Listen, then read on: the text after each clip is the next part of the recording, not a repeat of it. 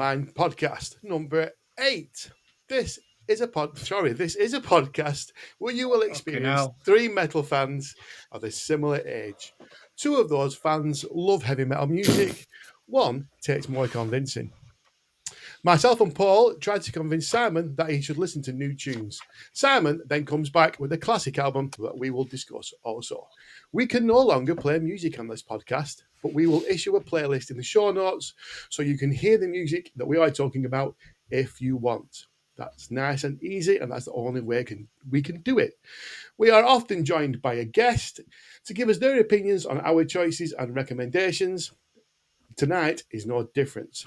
I am honoured to introduce a sleeveless, riff-shredding queen who can solo for days. Our first guitar player, recently named a role model on Facebook for International Women's Day. It's Rhea Thomson from Tailgunner. Hey. Hi guys, thanks for having me. You're very, very, very welcome. Thank you for being here. So yeah, you want to tell us about what you're up to at Tailgunner at the moment? Yeah, so we're getting ready to go out for our tour with UDO, which is very soon. Before that, we have got a gig in Poland. That's on the 15th of March, and then after that, we're home for 2 weeks, then back out, home for 2 days, then back out on the road for 2 weeks with UDO. So just a lot of tour preparation at the moment. Just got a new drummer as well, which is going great. So just tightening up, getting those little last details in, choreography, just making everything perfect for the tour. So is that practice? Practice, yeah. You remember those days, Simon? Vaguely. The passing with each every hour. So when do you go out, Rhea? When do you leave? We leave on, the first date is the 19th. We leave on the 18th. Right. God, not long at all, no. Well, what made you get a new drummer? Why did you need a new drummer? We wanted to kind of experiment around with kind of different playing styles in terms of drums. We felt like, it was a mutual decision between the band and our old drummer, Sammy. He took it upon himself to kind of say, like, with the rate the band's growing at, it takes a lot out of everyone. It asks a lot, and unfortunately, he didn't have the requirements to be able to give us that.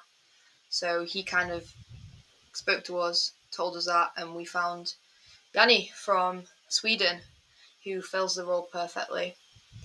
Very good drummer. Good stuff. So how does that must make band practice difficult? Just a little bit, yeah. Well, to be fair, we're all from around everywhere. I'm from Manchester. Tom's now living in Portsmouth.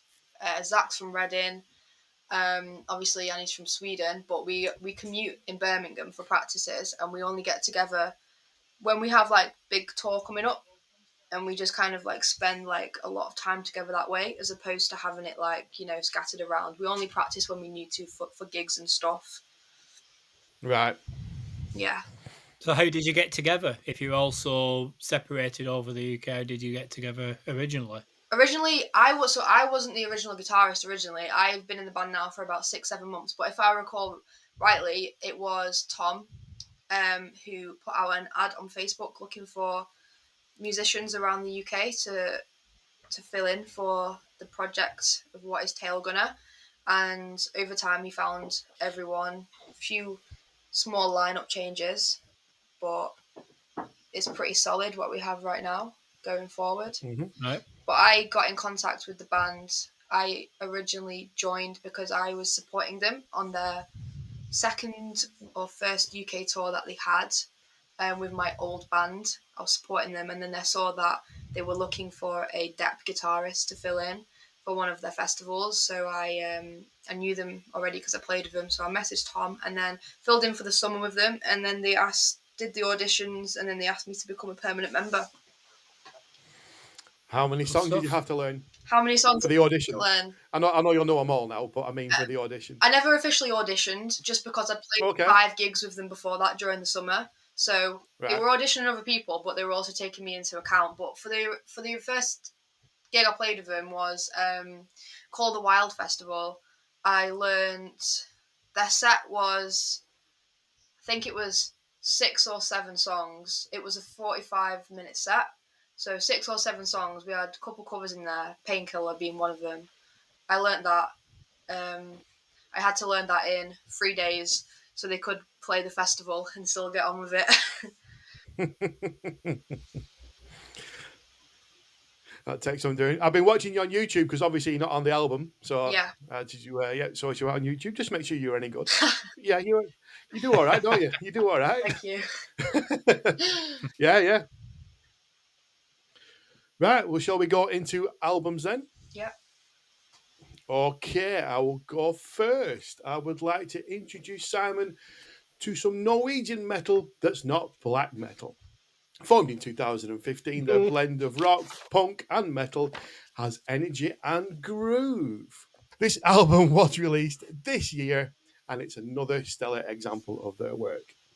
I was a little behind on this band. A lot of people discovered them a lot earlier. A lot more discovered them when they supported Metallica. I did not discover them then because I was hiding from the support bands because Ghost was one of them. If I could go back in time, I'd change it, but I can't. I've chosen Let's Storm the Capitol for my playlist tune, and I'd like to know what you guys thought of it. Go on, Paul, go first. Another album I've reviewed. You can't. You say that every. I've interviewed. Well, I can't help it, can I? Yes, you can. I've interviewed the lead singer. a couple of months ago. Yeah, it's a nice, short, punchy album. It's their third one, I think. It's quite dark, despite the kind of upbeat tuned music on it, because the lyrical content is quite dark and quite miserable. So I made that mistake when I was interviewing the lead singer and said, "Oh, it's quite a bouncy album, isn't it?" And he went, "Well, if you actually look at the lyrics, they're really miserable and really." So, oh, shit, yeah. They've got some interesting special guests because they've got Aaron from Red Fang on there, and the chap from Sick of It All, I think, does a song as well. Yeah, it's good stuff. It's easy to listen to. It's punchy. It's vibrant. Haven't seen them live yet, but No. I know they supported Therapy recently, just before Christmas down here. Therapy had to cancel 2 gigs, including the Cardiff date, and they put on a show in Fuel at the last minute and got 21 people that turned up on a Sunday night to see them. Wow. So, wow. Bit of a shame. But yeah, I don't have a problem with it. I think it's a perfectly listenable album. It's not going to make my top 10 by a country mile, but it's certainly when I listened to it. Okay, Rhea, what are your thoughts? Yeah, I liked it. I think I like the juxtaposition of how, it's quite an upbeat sounding album, but like you said, the lyrics quite dark, quite emotional. I thought I like the production on it as well. I like how it's produced. I think it's quite easy listening. The songs aren't too long. I enjoyed it. Okay, let's go over to the miserable bastard.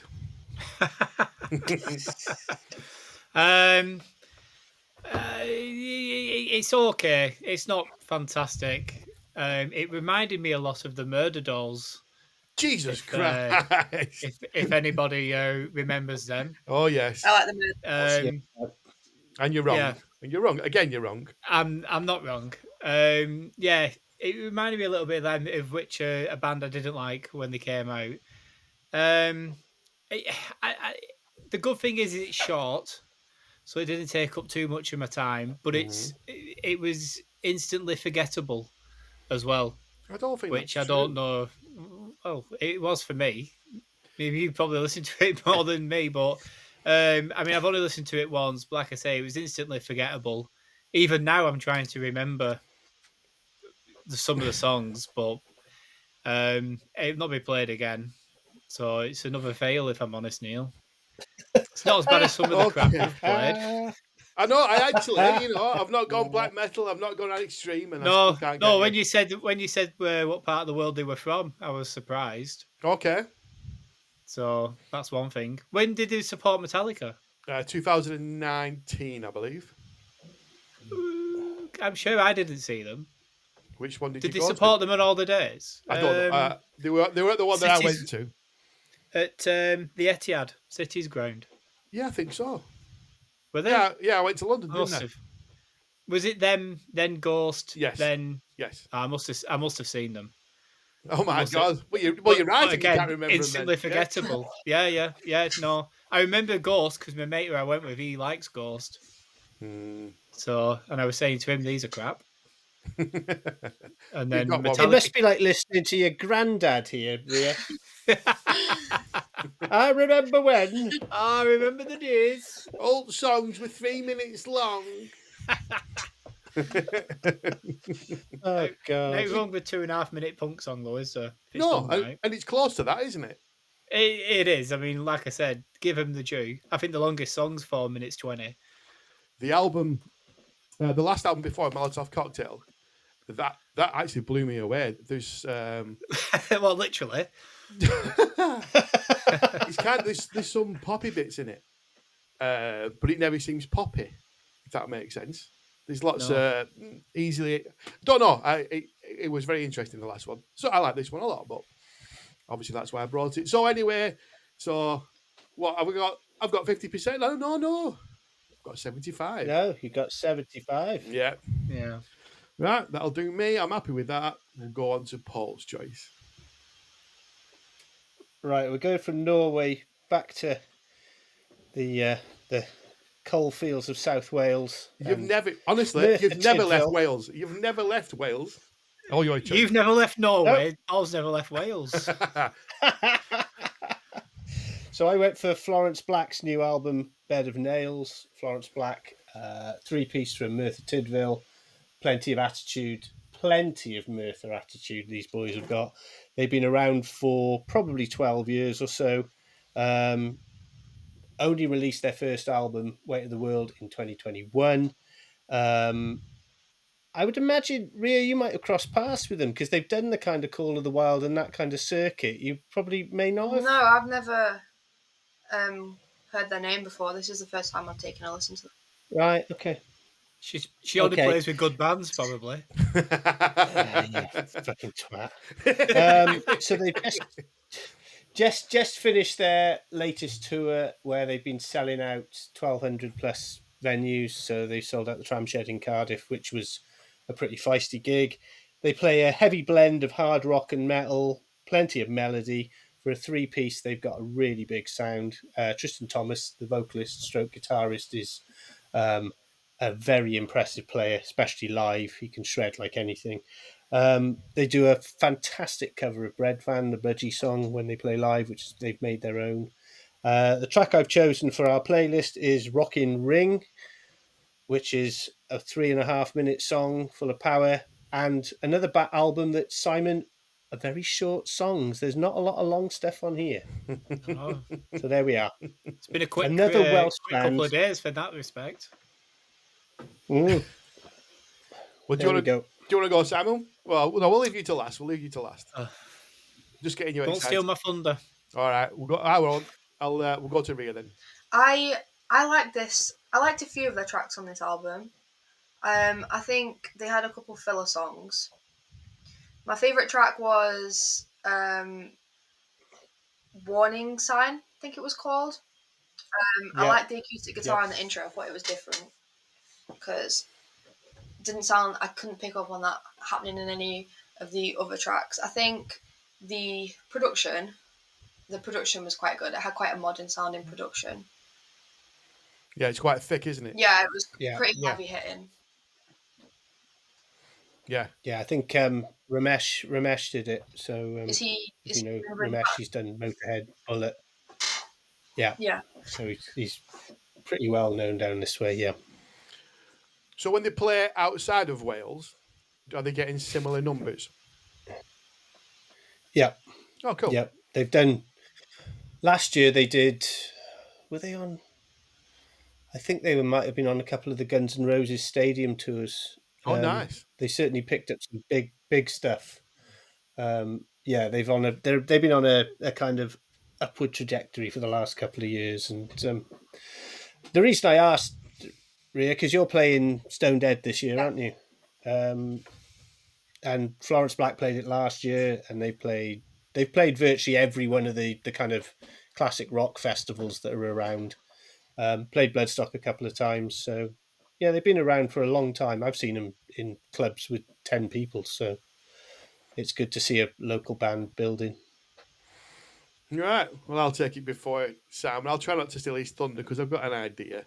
I just found it a bit middle of the road and a bit dull and a bit dull. Nothing. I did like the production. I didn't turn it off. If there were a festival and there was nobody else I wanted to see, I would certainly go and see it. But it didn't excite me, but it didn't irritate me. And that's about as much as I can say about it, really, Paul. So I'm going to go for in the middle. I'll go for in the middle. What about Mr. Miserable? Well, I wrote down the Welsh Nickelback. That's exactly what they reminded me of. Nickelback. That's not bad, that. Well, I mean, depending how you feel about Nickelback, it can be a compliment or an insult, I suppose.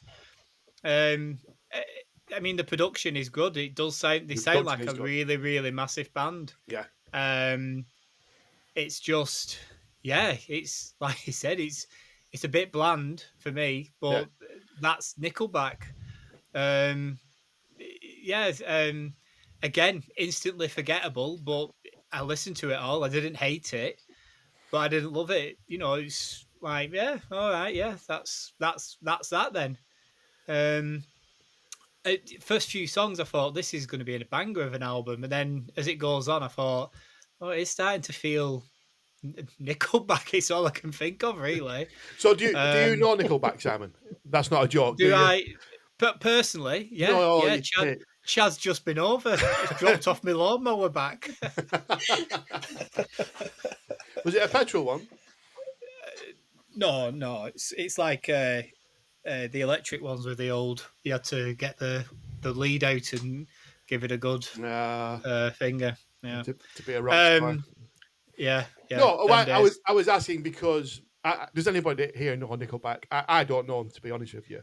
But I do know Nickelback, and I've got to be honest. There are some thicker, chunky tunes on this, and Nickelback do get as chunky and heavy. Yes. Okay, fair enough. Yeah, they do. That's why I said I mean, I've only said the Welsh Nickelback because Paul said they're from Wales. But I should have known that anyway if it being one of Paul's choices. Yes, you should. That they would have been from Wales. But again, like I said, it's not offensive. I can see why they'll be hitting stadiums with other bands because they do have that type of sound. But so do Nickelback. Well, Nickelback are very much a stadium band. Exactly. They are. Yeah, and it does feel like they've wrote the songs for that particular arena. Now that's not fair because you have no idea what they were thinking of when they wrote those tunes. I'm fairly sure that most people, when they're in a band, are writing songs for stadiums. You're not writing it for small clubs, surely. Come on, Rhea. What do you think? Bigger the better. Yeah. Brilliant. I think you do have a point. Yeah, all right. Exactly. Oh no! Don't agree with him. No. Oh no. But some bands can do it really well, and some try, and there's hit and miss, isn't there? And I think there's loads of hits and misses on that album. Which you say about most bands. Yeah. Apart from Babushka, who you brought first. Which is instantly forgettable. You've never got one name right, have you? No. I've not Niall. I got called Niall today, actually. Did you? Yeah. I didn't correct him either. Oh dear, move on. All right, we shall move on. So let's go on to Rhea's choice. Yep. Would you like to introduce it to us? So my choice was Nostalgia by Swedish metal band Enforcer. They were formed in 2004, and their singer Olaf produced our Guns for Hire album.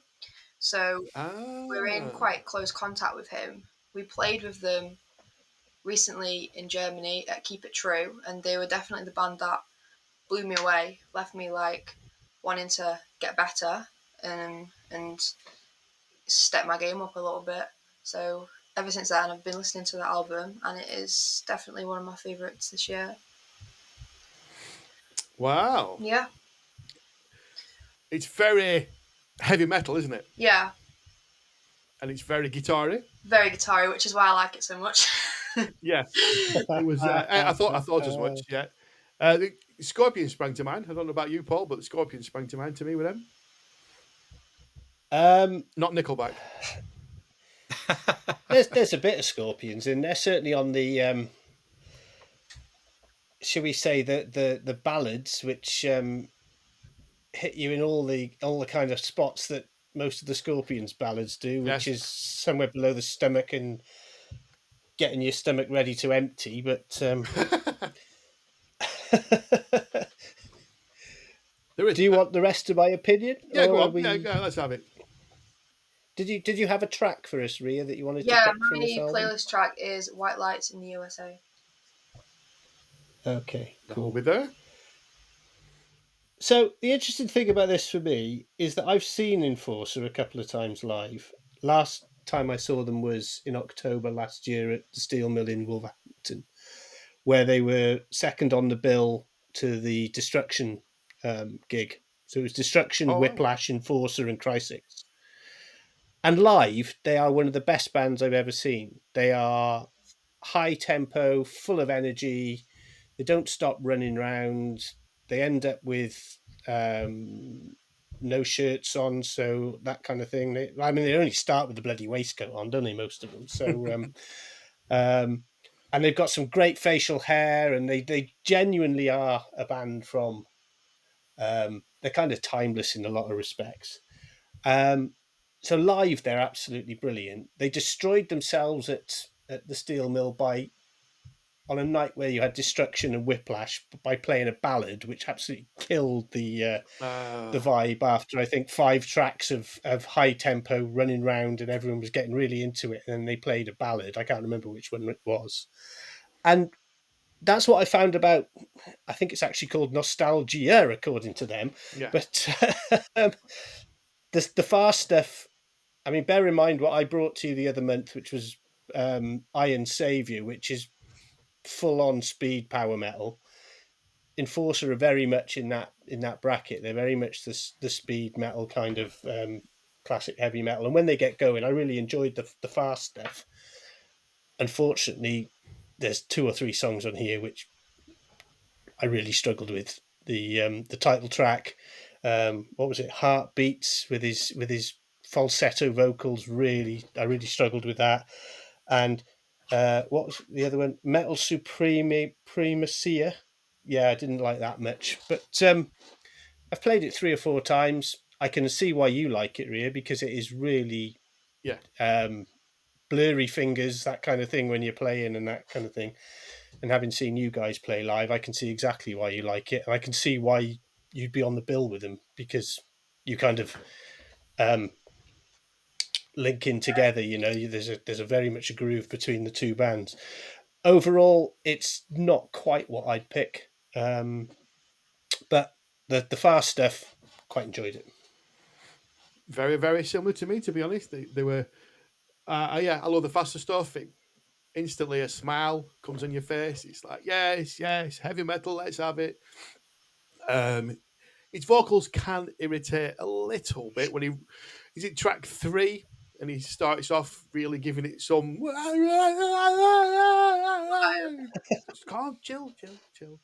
But no, I liked it. The beginning of the title track, and Rhea, I don't think this will mean anything to you, but the beginning of the title track reminded me of the beginning of the Incredible Hulk from the 80s. Did you two pick up on that? No. Yeah, I didn't, but now you've said it, I can see it immediately. Yeah, I mean, it was actually the title track that they I just looked at my review. It's the title track they played at Steel Mill last year, which was the one that kind of killed the vibe. Oh, right. Yeah, But yeah, it's a thumbs up for me, definitely. It's not 100%, but it's definitely a thumbs up. And I would, I'd love to watch them live, to be honest. I didn't know much about them, to my shame. So I knew the name, and that's about it. But I do know. I am educated. I definitely say if you get the chance to see him live, see him live. Yeah. They're They very, are very good fantastic live. Yeah, I can imagine that, as you're saying, running around, giving it some. Yeah. When they played that Steel Mill in Wolverhampton, we were on our tour at the same time as them, and we were playing Birmingham that same night. So half of our fans just fucked off and went to see them that night. Oh, wow. So did he do it for That Simon? was amazing. No, it didn't. Jesus. I know you said they formed in 2004. It sounds like they were formed in 1984 and stayed there for me. It really sounded like something from 1984, but as it was recorded in 1984 as well. It reminded me of a load of bad mid-80s metal albums that Not you bad. instantly No, forgot you can about. have mid-80, but not bad. Whose opinion's this? Mine and Sorry, yours. sorry, Thank boss. you. Sorry, boss. Um, God, whilst musically they are good, it's just the sound. It's just surely we've moved on from wanting to sound like you can have influences from that era, but surely to actually sound like you've picked the album from your record collection from that time as well. Surely we want to be sounding a little bit more, I don't want to say modern, but just the production of it and everything. I just thought they've clearly gone for that sound, and I don't understand Well, why it's funny you say that at because all. the Nostalgia album. Have you listened to any of the older stuff, or is it this album that you looked at? It's just this one I've You want to listened listen to any other stuff? He's hard work to get to listen to these. That older stuff, the production on the old stuff is a lot more old school. This album is modern. This album is really quite modern for them. Yeah, they took a step forward, I think, with this and decided to sound more modern with it. So the older stuff is like that is straight out of 1984. Right. Okay. But why do you see that as a bad thing, Simon? Surely we've moved on, haven't we? No, I'm having Surely. you. I'm having you. Why have we moved on? Why? If you keep on moving, you keep on going, you're going to get away from the source, and it's going to be. Yeah. So you're saying you can move a little bit, but then stop. Well, you can. Surely the whole point of writing new and exciting music is you take influences from what you like, no matter what year which that they've obviously is, done, or which obviously they've done. But then they've kind of gone back and wanted to sound like they're from that year. Surely the whole point of it is to take something from your influences, put something of your own in, and then make something new and exciting. Is it not? And I know it's not easy because everyone would do it. Yeah. Is it not to have fun? Is the whole point not to have fun? Of course, the whole point is to have fun. That's why we do it. It starts off fun, and then hopefully it turns into something a lot more serious. But yeah, for me, I don't get it. I've said it about many a band. I don't get the wanting to sound like mid-80s stuff. Yeah. Have you heard this? Have you heard that? No, not yet. Simon, I've heard that, and I'm not a Priest fan. Listen, what did I say to you all last time? I do not listen to music. I hate everything. I just want to go home and cry. That's what you say. Yeah, exactly. And we're not far off this month. What I loved about Enforcer was that their Wikipedia page said, Enforcer plays and performs in a style very similar to other speed metal bands like Venom and Anvil. Oh my days. What was that on Wikipedia? Yeah, I think you want to have a word with anyone can write Wikipedia. Get him on there and sort their page out. Yeah. Anyone can write on Wikipedia. I will say track 12. I thought. Yeah, track 12. I listen to it all like always. But track 12, there's a really nice guitar part in track 12. I think it's in the just either pre-chorus or the actual chorus. It's like a really nice jangly guitar bit, and that's about as much pleasure I got out of it. You're a very difficult man to please. Actually, Sorry. that's the whole point of the podcast, isn't it, really? Well, I suppose so. Yeah. I suppose so. You can't like everything. You can't like anything. I think I you said did better anything. than me there, Rhea. What's that? I think you did better than me this month, which is not a surprise. Oh yeah, it's not as bad as Nickelback. I think Nickelback are like Creed. You love them or you hate them, but they're both memes. Yeah, yeah. definitely. Yeah. And having said that, I mean, I always say everyone can write one good song. Everyone's got one good song in them. Nickelback have, Creed have. They've all got one good song in So them. what was the good Nickelback one? What's it go like? I'll find it in a minute when it comes round. What? And you Burn it to the ground. Burn it to the ground. I don't know why I asked because I don't know. I'll never know. Well, go and listen That's to it. That's a good song. That's a good song. Like I just said, everyone's got one in them. So that's it. Even How Neil. you remind me. I've got note in me. Talentless. Even Niall could write a good song. They have. Lashed to the Slave Stick. That's the best Nile song. Oh yeah. So that's it. We've raced through the albums. Have we anything we would like to add? Have you not got What classic about albums? Simon's album? Do we have to? Do we have? I was trying to ignore it. Honestly, every time it's either what you've done, forget Simon. Now we're forgetting what album I'm trying to bring. Trust me, he's not forgetting. Go on then, Simon. What's your classic? Well, having moaned about mid-80s, I brought a mid-80s thrash Yes, album. I'm thinking that. Yeah. Well, I don't really know what to say about this. It's Slayer, South of Heaven. I absolutely love and adore this album. I think it's probably them at their peak, coming out of albums like Hell Awaits and Rain in Blood, which people tend to think is their best. But I think this gets them right in better songs, better grooves, better riffs than what's on them other albums. It's not just pure thrash and speed like Rain in Blood might be. It's better than Seasons in the Abyss. And I think they probably tailed off. Each album's good, but I don't think they ever got as good as South of Heaven again. In particular, South of Heaven itself, the coming out of the guitar solo halfway through, they hit a groove. He opens his hi-hat and he just hits a groove and the rhythm of the guitars and that. And I'm thinking, this is groove metal. It's not thrash metal at that point. It's absolutely fantastic. And from there, they go into what song is going on the playlist, which is Mandatory Suicide, which is just fucking amazing song. And it kind of carries on like that for the rest of the album for me. So, yeah, absolutely love this album. Well, I would like to congratulate you on actually choosing a classic album. You actually did manage it this time. Thank you.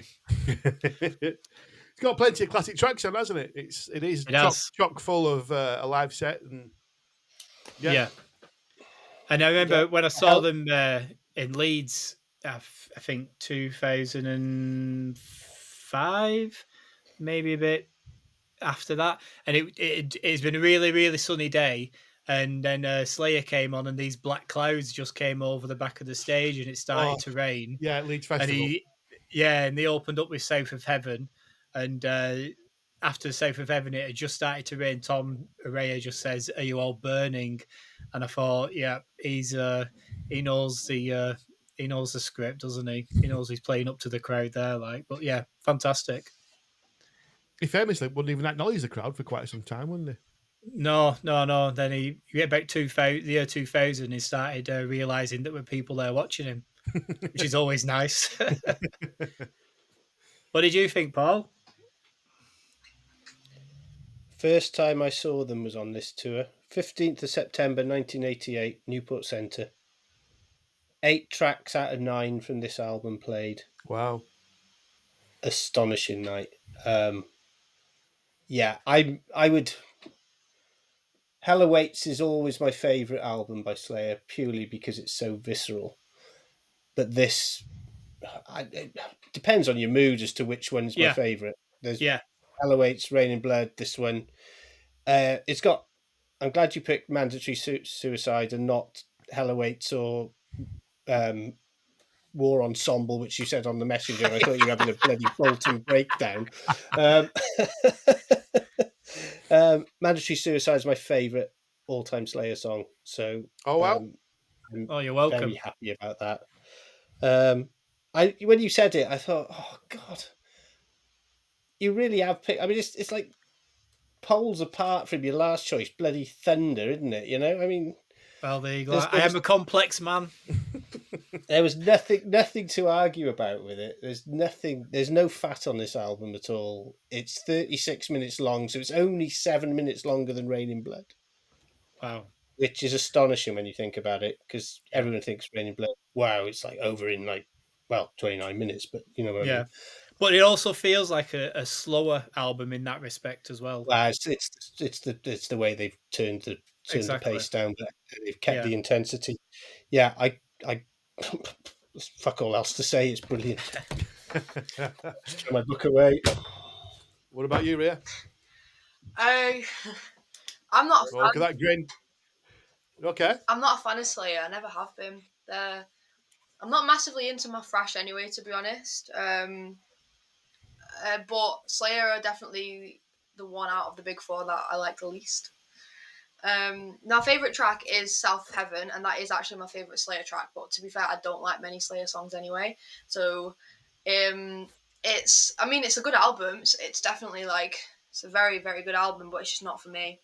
I'm not into that kind of style, really. I think it's the guitar solos. I just think they just kind of annoy me. Yeah, that's often said from guitar players as well. Kerry King style. Yeah, a lot of people do say that, and I think the vocals as well. For me, it just kind of gets on my nerves a bit. Right. But yeah, that's fair. Do you think there's a? I mean, you must draw quite a lot of thrash fans though, because of the speed that you guys play anyway. We have a lot of thrash influence, and thrash is like a genre that I can listen to. I don't hate it. It's not one of my favorite. It's not one of my favorite. That being said, though, Megadeth are one of my favorite bands. But in terms of thrash in general, I'm not like a massive diehard thrash fan that I know so many people are. Okay. Which Megadeth's your favourite? Holy Wars. If you were to pick an album, Holy Wars. Yeah. I mean, we had that. I actually brought Megadeth a couple of months ago. That album, and I wonder if obviously that's Marty Friedman playing there, who is just an amazing guitar player. If you're getting into certain types of music, is it the guitarist that kind of draws you into the band and the music first? If you know the good guitarist. I think when you're talking about this type of metal, definitely. When it's like classic metal, like New Auburn, thrash, it's like guitar metal, really. There's so much guitar wankery. I think that's definitely the guitarist. Like if it's a good, I mean, you have to be a good guitarist anyway to play this sort of stuff, because it is absolutely virtuoso playing. But definitely. But then there's other types of metal. I like a lot of deathcore and stuff, and hardcore especially. I really like hardcore. It's not about guitars. It's just. I was going to say that's surprising it's not a guitar-y kind of music, is it? No, it's not at all. It's literally just 3-2-1, 3-2-1 repeated in drop B or whatever. But it's different kind of reason why I listen to that sort of stuff. It's the vocals and the groove and the drums. To be honest, it's just heavy. And I expect you like a fight. Is that it? Yeah, that sort of stuff.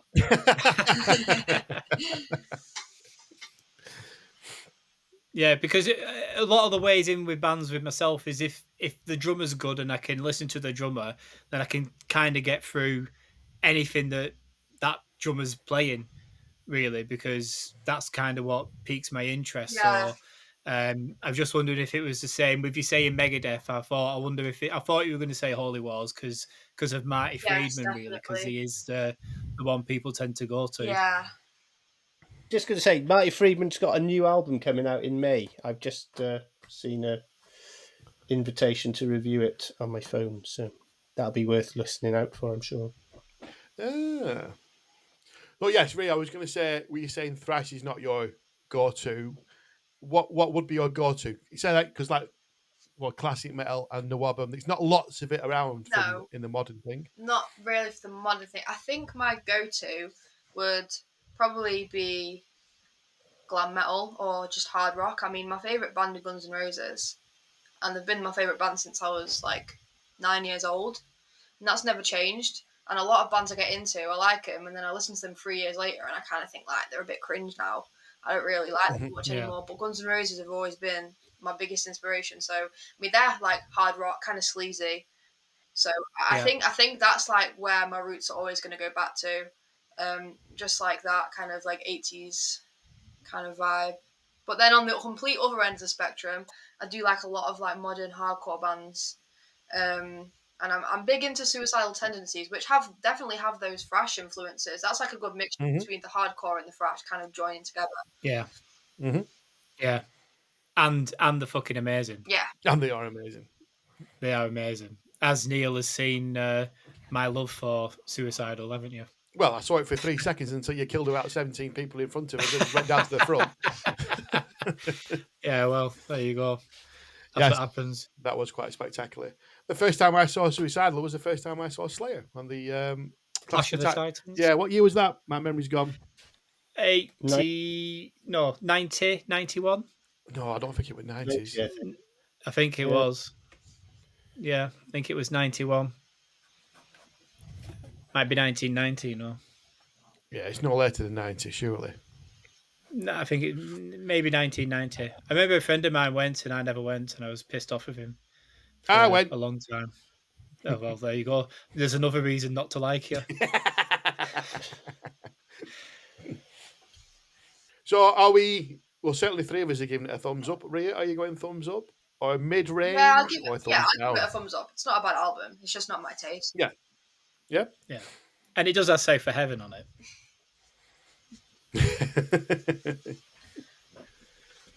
Right. Have we got anything to add to today's proceedings? Can I ask, Rhea, what size venues are you playing with Mr. Dirk Schneider when you're on tour with him? They're quite big venues, probably like 1,000 to 3,000 cap a night. Quite a lot of them. Yeah. Quite a lot of them are sold out. 7 dates are sold out now, so they're fairly decent sized venues. Excellent. So this is the Udo band rather than because he's got so many. Yeah. Once he left Accept, he's got Dirk Schneider, he's got Udo. He had the one with the bloody brass Air Force band and all kinds of stuff. So I assume that he's playing. He picks stuff from whichever band he's playing with and probably puts a couple of Accept tracks in as well, I would imagine. Yeah, I'd imagine so. I've never seen him live before, and so he might do. Yeah, I mean, yeah, he does. When we played with them at Keep It True Festival. Actually, I didn't see the set, but we did play with them. They were last on, and he did play Balls to the Walls. So, yeah. Yeah. Excellent. So I'm expecting you're very excited about that tour. Yeah, it's very exciting. First time touring Europe as well. I mean, we did Germany last year, but that was only 4 dates. So this time it's like first proper support tour. And we're the only band on support. So it means that the changeover times, it's a lot more chilled out. Right. So tour bus, the whole lot? We have a night rider, which is basically a glorified camper van. Not a tour bus just yet, but it's going to be very good. Very excited. Yeah. Well, congratulations to the band. Thank you very much. Yeah, fantastic. That. Good luck. Thank you. So go on, Simon. Did you have an email or anything? Well, it was more of a conversation point that I was going to bring up. Just see what your thoughts are on this. And every time I'm seeing something put out by our friends in Metallica, they always seem to mention the old bass player Cliff Burton, and I was going to say, at what point does it become leave it alone, let him lie? Because every time I'm seeing something, they're trying to sell something off the back of Cliff Burton, Like what? and I just well, they still do toy figures of Cliff Burton. Whenever they bring something out, it's like the lost Cliff Burton tape or some more footage of Cliff that you've never seen, and they don't ever seem to just leave it alone and let him lie. And I was just wondering what everybody else thought of. At what point do we kind of let him rest and move on? Because the other bass players have done more, been in the band longer, and they always seem to come back to try and sell something. They bring something about Cliff Burton up so people will click on it and seem to just keep the love of Metallica going because we all still, Are you saying that people only like Metallica because of Cliff Burton's heritage? I'm saying that it's a way, if your fondness for them is waning, then it's a way of them reminding you what they used to be by keep bringing him up. I've not seen any of this. I genuinely haven't seen anything. Has anybody else? Is he talking the truth? He is talking the truth, but I think you could apply it. You could apply it to a much wider. It's a really interesting question. When do you leave, Yeah. or should the band ever forget past members? Because it's only. I can see where Simon's coming from. It's usually only members of a band who have died that they talk about. Yeah. So Randy Rhoads is the obvious example. Played Yep. 2 albums with Ozzy, died in 1981. Still Talked about. talked about. You could probably. I'm just racking my brains to think of other people that would be the same. I notice you don't get AC/DC putting pictures of Bon Scott up or that kind of thing. Yeah, that's true. But it's a very good point. I'm not I'm sure all about. for. Go on, sorry, Paul. No, I was just going to say. I just there are loads of bands that would do that. I mean, you have like Bloodstock has the Dio stage, it has the Lemmy Bar, it has all these kind of icons, Yeah. which are memories. But there's a difference between naming something and. I understand where you're coming from. I saw the thing about the Cliff Burton figurine or whatever it was. That's it. Yeah. Yeah, I haven't seen that. So Yeah. And I was just, it was just like, my point is like, I'm all for you. Surely you're honouring them and remembering them when you play For Whom the Bell Tolls live, or when you're going to play some Randy Rhoads songs live for Ozzy. But they always seem to bring them back when just in time for the tour, or just when something else is going to come out. And do we really need a figurine of someone that passed away a long time ago, just so we can sell some more merchandise and remind everybody of what we used to be and how much you used to like us? Just Simon, because Simon, you know what I'm going to say now, don't you? well, you are. I do, but I'm really interested in what Rhea says, not what you say in this Fair point. enough.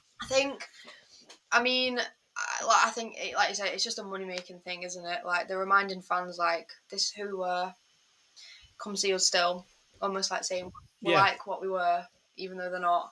I think, I mean, I can see why they would do it in terms of a business point of view, but if that was me, I used to be in a band and I wasn't anymore, but they were still using me as a means to ticket sales and merch profits, it would piss me off. I think it would annoy me quite a bit. I do think the Burton estate gets quite a large percentage of sales. Yeah, I was just going to say, like, he will make profit off that as well, though. So. Oh yes, see, I'm fine with it.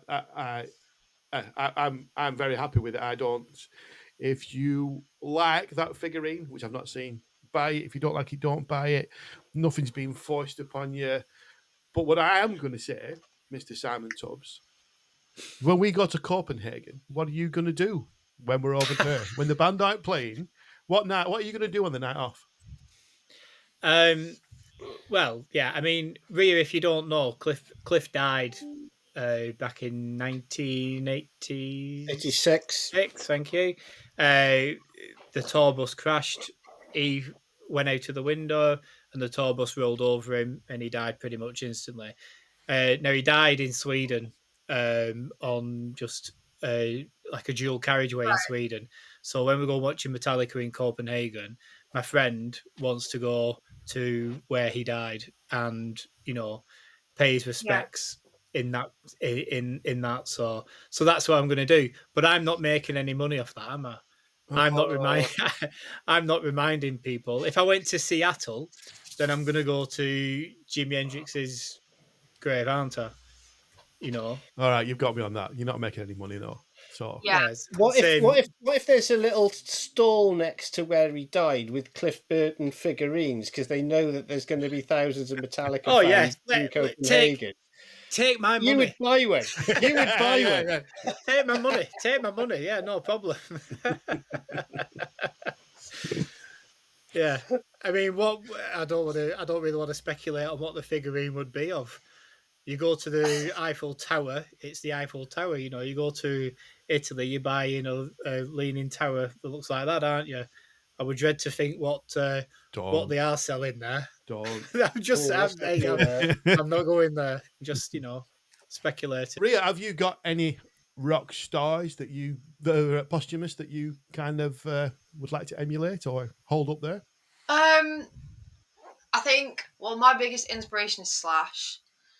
Mm-hmm. Just because my favorite band's obviously Guns N' Roses. I think I try not to copy anyone because I think it's important to be your own person, and you can take inspiration off other people and kind of use it to your kind of advantage to develop who you are as a player. I think in terms of career and stuff, Slash is one of the noticeably one of the most iconic guitar players to people that even don't play guitar, if that makes sense. So he's definitely the person that I sort of look up to in a way. But yeah. Are you? I think he's the only guitarist or the only band to release a live in Stoke-on-Trent album as well, isn't he? Yeah, that's a big aspiration as well for my career, to release a live. Live in Stoke-on-Trent That's album. what I'm aiming for. I've made it big when I do that.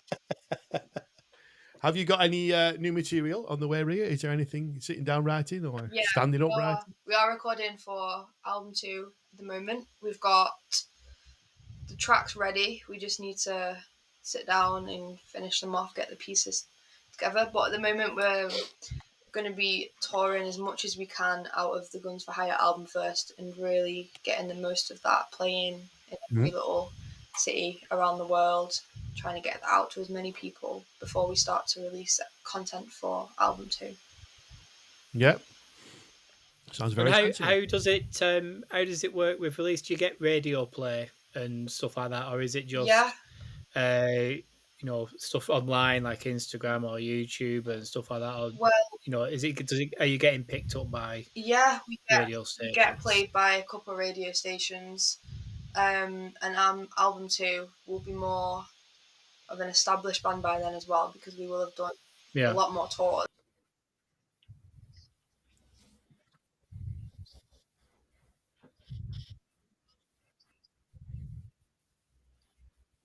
Yeah, good stuff. Excellent. And then, just back on Guns N' Roses, I mean, are we talking Appetite for Destruction, Use Your Illusion 1 and 2? I'm going to forgive the spaghetti incident, but we can't be taking influence from the Chinese democracy, surely.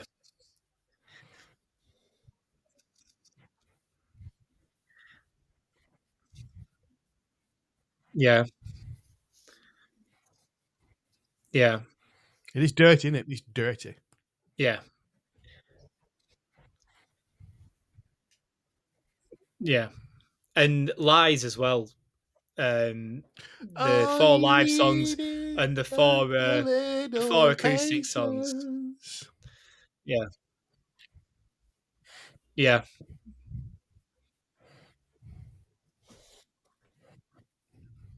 No, I think it's amazing, and yeah, you're you're crazy is just what an acoustic version. When you hear, because you know the version from Appetite, but when you hear it on that, the acoustic version of You're Crazy is just amazing, just brilliant.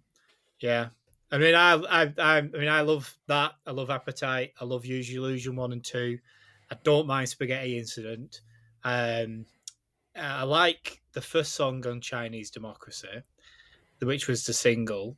Can't remember. No, what's it called? I think it. Yeah. You're right. The rest of the album, I'm a bit like that with, and then I don't know if they've done anything. Have they done a new album since that? Right. Yeah. Yeah. Yeah. And then obviously with Slash, Do You Like Velvet Revolver? And yeah.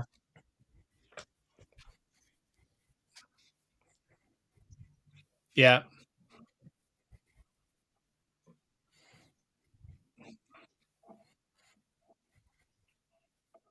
Yes.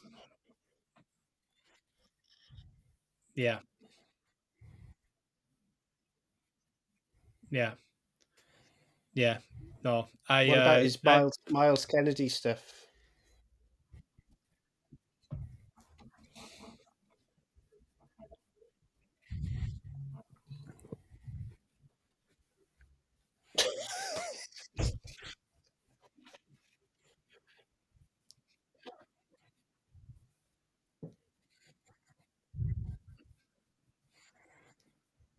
Yeah. Yeah. Yeah. No, I've seen the Velvet Revolver a couple of times. The Apollo, the MEN. I was at the I've MEN seen, one. Were you at the MEN one? yeah. Was, On the first tour. I think it was, yeah. Yeah. Because they played Stone Temple Pilots stuff. They Yes. played Guns N' Roses stuff as well. Neil? Nope. When did the first Velvet Revolver album come out? Hang on. Christ, it's like a cognitive impairment test tonight, isn't it? You're supposed to know, Paul. This is your deal. Yeah, no. Come on, Paul. You're embarrassing yourself. You're Paulopedia. I'm not. I'm the one person here who's not massively into any of this lot. All right, well, I'm not much of a Guns N' Roses, but I love Stone Temple Pilots. That's why I went to Velvet Revolver. Yeah. I really like it. I never got to see Stone Temple Pilots, but No, I didn't. But Velvet Revolver. So as soon as I saw them, I really wanted to see them. When was Velvet Revolver? Was what, around the turn of the century? That's 1991. First two albums, 1991. Were they that old? Yeah. 91. No, 2001. You fucking idiot. We're 1991. 91. Fuck off. He just said 1991, did he? Yeah. I said It wasn't. I said Shorty it wasn't Straw was on Black 2000. album. It wasn't. It wasn't 2001 either. I think it was 20. Where did I live? Did I live here? I did live in Bolton. Think how refreshing it's going to be on that tour bus, Rhea, when you can have a conversation with people that can remember what they did more than a year ago. Talking of which, yeah. Rhea, you're stuck for time, aren't you? So, right, we'll let you go. We'll call it. Yeah, I will see you in Cardiff on the 18th of April. I'll see you at Bloodstock. I unfortunately won't see it because I don't like watching music. So good luck, Rhea. Good luck. Yeah, thanks very much, Rhea. Thank you. Cheers. All right, ta-da. Bye. Hello. So, as we have reached the end, I find myself summing up this episode. Thank you to Rhea for being such a great guest, and we wish her and all the band good luck on that upcoming European support tour and the recently announced Armoured Saint tour later in the year. And of course, the opening up of 2024's Bloodstock Festival in August. I am looking forward to that. Don't forget the Moshing the Roof On Festival we are involved in, a day of metal for charity. How can you say no for £12? It's at the Hairy Dog in Derby, and we hope to see a lot of you there. Come say hello. As you will no doubt know, we have some merch on sale. Check it out, as it helps us carrying on being miserable with you. As always, we say please check out the bands we feature in this episode. There will be a playlist link in the show notes so you have an idea of what we speak of. Do you agree with us? It's interesting to know. So I will finish off by saying if you have any love for the traditional heavy metal sound that is played really, really well, you should check out Tailgunner. We mentioned their album in an earlier episode, and it's well known I love this band. Okay, I hope to see you out there.